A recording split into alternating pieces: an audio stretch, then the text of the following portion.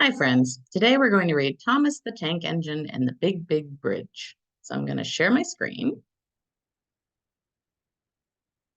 There's Thomas. He doesn't look very happy, does he? Let's see what he has to say. All right, let me move my little picture up here. There we go. It was a special day for the railway.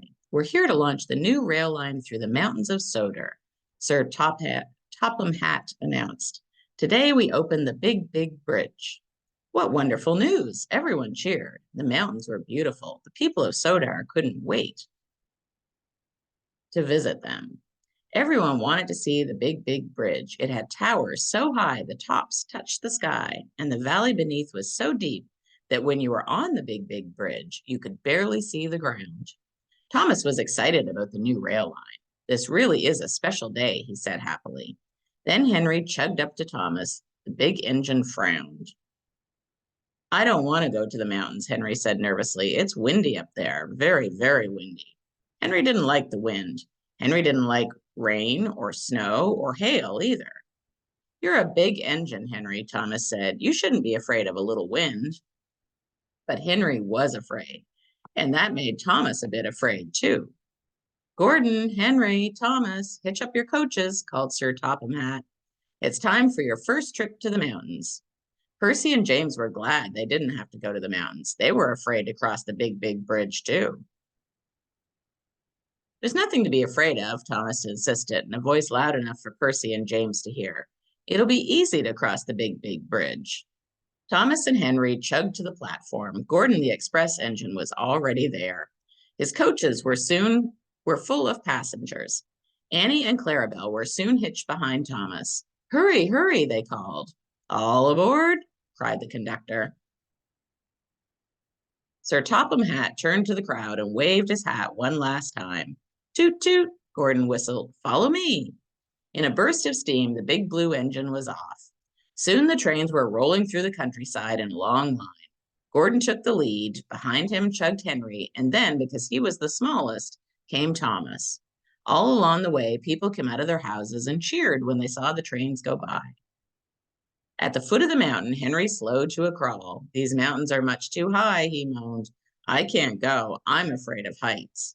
Don't be silly, said Thomas bravely. I'll be right here behind you. But Henry didn't budge. He was very nervous, and that made Thomas nervous too. Come on, Thomas gently pushed Henry. We have to go. The brand new tracks were smooth and shiny, but Henry barely moved along them.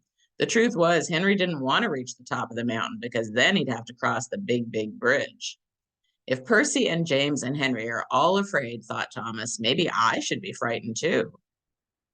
The tracks grew steep as Thomas and Henry puffed up the mountain. They could barely keep up with Gordon. The big blue engine rushed ahead. Gordon was a strong engine. The steep tracks didn't tire him at all.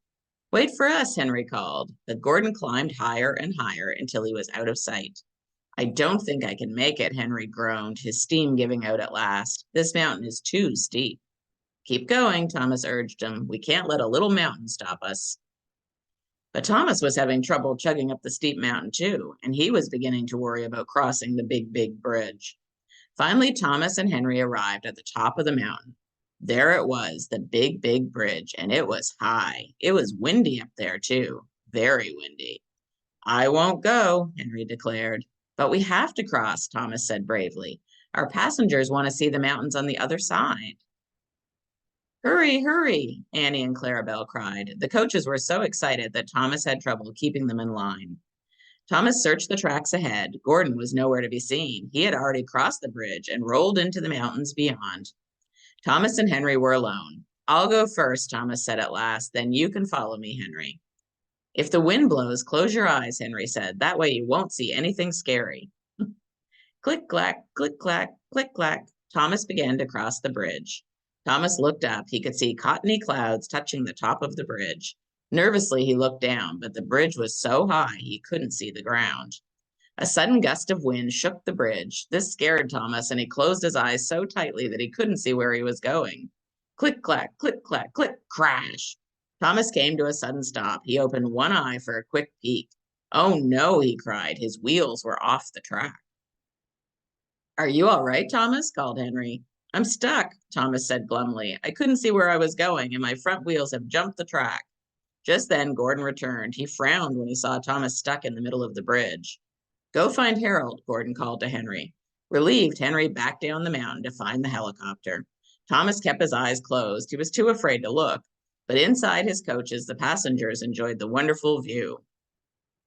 Finally, Thomas heard the whir of rotors. Harold was there to rescue him. Slowly, Thomas opened his eyes. He looked at the blue sky above and the green mountains all around. What a lovely view, he exclaimed. I was silly to shut my eyes. I almost missed everything. Hitch the rope to your buffer and hold on, Harold cried.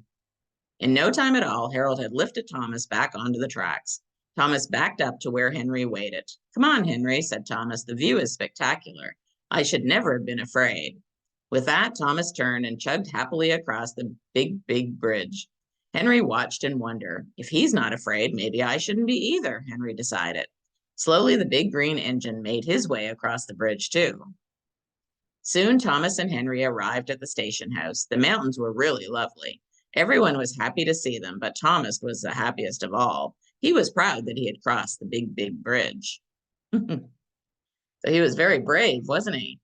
Yeah, he shouldn't have listened, though, when they said to close your eyes. If you're driving, you should never close your eyes.